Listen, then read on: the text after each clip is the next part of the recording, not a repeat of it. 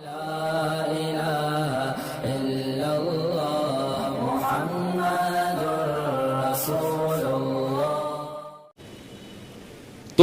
شعیب علیہ السلام نے کیا کہا؟ یا قومی لا یجرمنکم شقاقی ان یصیبکم مثل ما اصاب قوم نوح او قوم ہود او قوم صالح. اے میری قوم، تو اچھا اس قوم کو بھی واقعات معلوم تھے، اس آیت سے پتہ چلتا ہے. اے میری قوم، ایسا نہ ہو کہ جو عذاب نوح علیہ السلام کی قوم پہ آیا جس کا تمہیں پتہ ہے، یا جو عذاب قوم ہود پر آیا، یا جو عذاب قوم صالح پر آیا، ایسا نہ ہو کہ وہی تم پر بھی آ جائے. اور یہ بھی کہنے لگے وما قوم لوط منکم ببعید، لوط علیہ السلام کی قوم تو بہت قریب ہے تم سے، جا کے دیکھ لو ان کے حالات، وہ تو ابھی ماضی کا قریب کا قصہ ہے. وَيَا قَوْمِ لَا يَجْرِمَنْ وَيَا قَوْمِ اسْتَغْفِرُوا رَبَّكُمْ ثُمَّ تُوبُوا إِلَيْهِ. اے میری قوم اعتراضات چھوڑ دو، استغفروا ربکم، رب سے توبہ استغفار کرو. دیکھو وہ لوگ استغفار کا مطلب سمجھتے تھے، ہم لوگ استغفار کا مطلب نہیں سمجھتے. جب شعیب علیہ السلام نے کہا استغفار کرو تو ایسا تو ان کے لیے تو بڑا آسان تھا، ایک تسبیح استغفار کی صبح پڑھ لیتے، ایک تسبیح شام کو پڑھ لیتے. کہتے اتنی سی بات ہے تو ہمیں تو نماز پہ ویسی کوئی اعتراض نہیں، تو استغفار کی ایک تسبیح پہ کیا اعتراض ہوگا. وہ سمجھتے تھے کہ استغفار کا مطلب ہے گناہ سے توبہ، جو ڈنڈی مار رہے ہیں یہ چھوڑیں اور پھر اللہ سے توبہ کریں.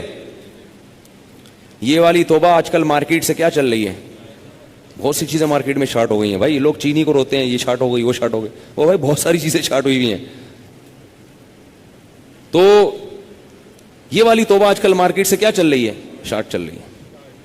استغفار استغفر اللہ، ڈرامہ دیکھ کے بھی استغفار ہو رہا ہے، ہائے ہائے کیسا ہو گیا، کیسی ہیروئن ہے، توبہ توبہ، ٹھیک ہے نا کیسا ہیرو ہے، ہائے اتنا گندا گانا، توبہ توبہ استغفر اللہ.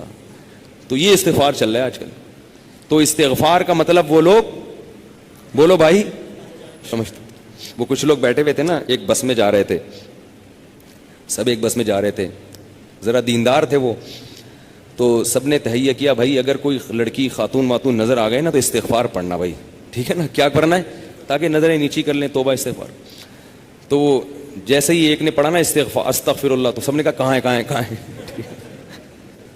سب نے کیا کہا، وہ لاشعوری طور پر نکل گیا نا کہ چلو استغفار کریں گے لیکن دیکھ تو لیں، بولے بتا یار کہاں ہے کہاں. تو وہ لاشعوری طور پر ہوتا ہے بعض دفعہ. تو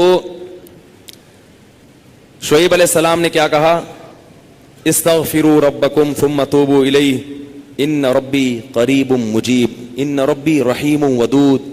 ایک جگہ فرمایا رحیم بھی ہے اور بہت محبت کرنے والا ہے. ودود محبت کی سپرلیٹو ڈگری ہے، بہت محبت کرے گا تم سے، بہت زیادہ محبت، اتنی محبت کہ اس کے لیے تم نے گناہ چھوڑ دیا بھائی، بہت محبت کرے گا. تو ظاہر ہے اللہ جب محبت کرتا ہے تو ہماری طرح نہیں ہے کہ بہت محبت ہے بس ہے تو بھائی یہ پیسے دو، اتنی محبت ہے تو ٹھیک ہے نا. آپ کو کوئی دوست پریشانی میں آیا آپ کے پاس، بہت پریشان تھا، اس کو پیسوں کی ضرورت تھی، وہ آپ اس سے کہہ رہے یار مجھے تمہیں، آپ کو پتہ نہیں تھا کہ ابھی یہ پیسے بھی مانگ لے گا مجھ سے، کہہ رہے یار مجھے تم سے بہت محبت ہے، ایکچولی میں بتا نہیں سکتا بہت محبت ہے.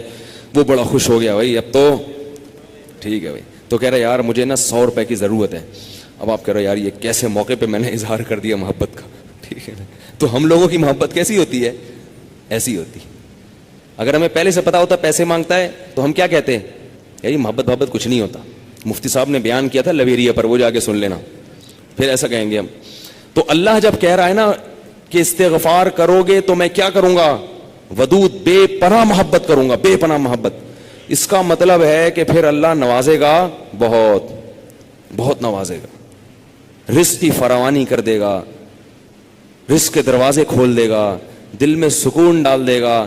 اگر پریشانی بھی آئے گی تو درجات کو بلند کرنے کے لیے، جیسے یعقوب علیہ السلام پر پریشانی آئی، جیسے یوسف علیہ السلام پر پریشانی آئی تاکہ مصر کا بادشاہ بنا دوں، پھر وہ پریشان کرنے کے لیے پریشان نہیں کرے گا، وہ پریشان کرے گا خوشی دینے کے لیے. آپ حیران ہو کہ خوشی دینے کے لیے بھی کوئی پریشانی ہوتی ہے، ہوتی ہے. حدیث میں آتا ہے کہ ایک بوڑھی عورت نے نبی صلی اللہ علیہ وسلم سے پوچھا کہ کیا بوڑھی عورتیں جنت میں کیا میں جنت میں جاؤں گی؟ آپ نے فرمایا نہیں. ارے بھائی نبی کے منہ سے ایک عورت سن لے کہ میں جنت میں نہیں جاؤں گی, اس پہ کیا گزرے گی؟ اس کا مطلب جہنم کا ٹھپا لگ گیا, اسٹیمپ لگ گئی. اتنی پریشان. خود سوچو کہ جن صحابہ کو جنت پر ایسا یقین تھا جیسے اپنی آنکھوں سے دیکھی. حضرت علی کی ایک روایت ہے کہ میں اگر جنت کو اور جہنم کو اپنی آنکھوں سے دیکھ لوں تو میرے ایمان میں اضافہ نہیں ہوگا. تو جن لوگوں کا ایمان ایسا ہو نبی پر, ایک ایک بات پر, وہ نبی کے منہ سے سن لیں کہ میں جنت میں نہیں جاؤں گی, تو اس پہ قیامت نہیں آ گئی ہوگی. رونے لگی, پریشان ہو گئی. کچھ دیر میں نبی نے فرمایا کہ جاؤ گی جوان ہو کے. اس کنڈیشن میں اب یہاں ایک نقطہ اٹھایا ہے کہ بھئی ایسا مذاق کرنا جس سے تکلیف ہو. کسی مسلمان کو تکلیف دینا تو جائز نہیں ہے, تو نبی کیسے تکلیف دے سکتے ہیں؟ اتنی تکلیف میں ڈال دیا بیچاری کو. تو اس کا جواب یہی ہے کہ بعض دفعہ تکلیف کسی بہت بڑی خوشی کا پیش خیمہ ہوتی ہے. نہیں آئی بات؟ اگر پہلے تکلیف میں نہ ڈالا جاتا تو بعد میں جو اس کو راحت ہوئی ہے نا, وہ راحت نہ ہوتی, وہ خوشی نہ ہوتی. اس خوشی تک پہنچانے کے لیے پہلے تھوڑا سا تنگ کرنا ضروری ہے, ورنہ وہ خوشی نہ ہوتی.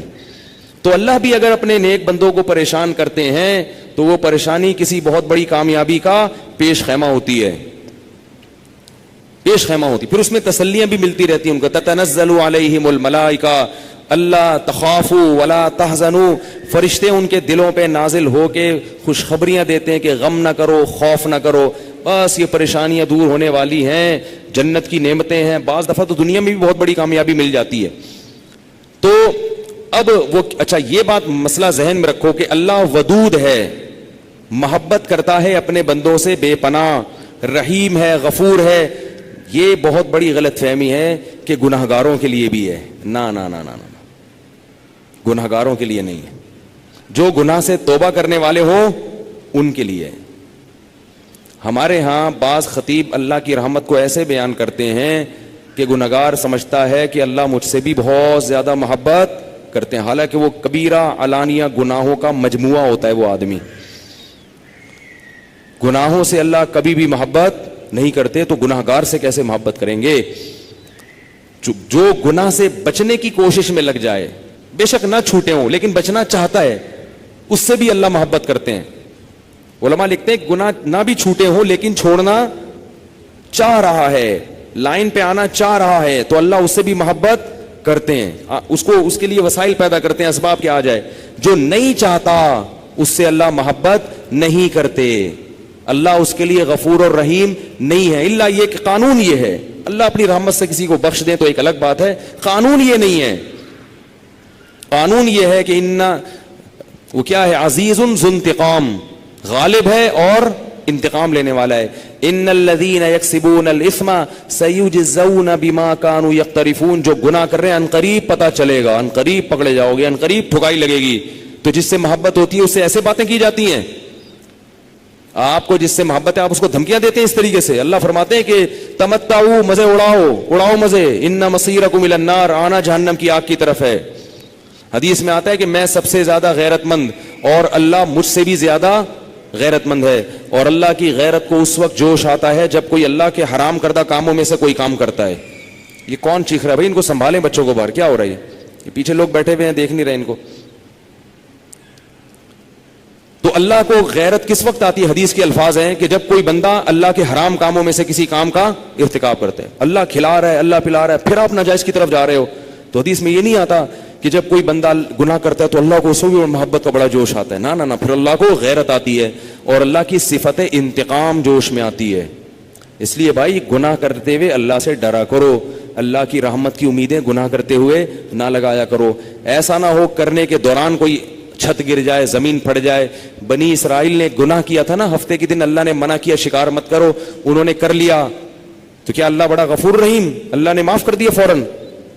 رات کو سوئے ہیں تو صبح کیا ہوا ہے, بندر اور سور جیسی شکلیں بنی ہوئی تھی. اللہ ہم سب کو محفوظ رکھے.